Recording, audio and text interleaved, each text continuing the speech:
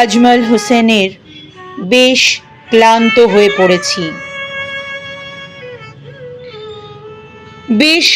হয়ে পড়েছি। ভেতরের এই যুদ্ধ লড়তে লড়তে দিনগুলো শুধু দায় মিটিয়ে পার হয়ে যায়।